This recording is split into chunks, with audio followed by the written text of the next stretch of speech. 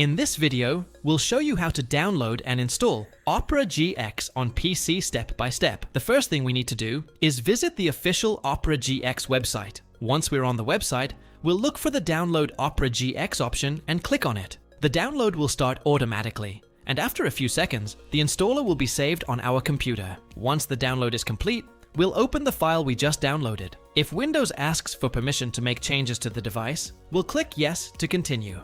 Next, the Opera GX installer will appear. We'll follow the instructions shown on the screen and review the available installation options before continuing. Once everything is ready, we'll click Install. The installation process may take a few minutes, depending on our computer's performance. Once it's finished, Opera GX will open automatically. One of Opera GX's most interesting features is its collection of tools designed specifically for gamers. We can customize the browser's appearance, configure the homepage, and use features such as resource control to limit CPU and RAM usage. We can also access features such as GX Corner, where we can find information about games, deals, upcoming releases, and other gaming-related news. And that's it.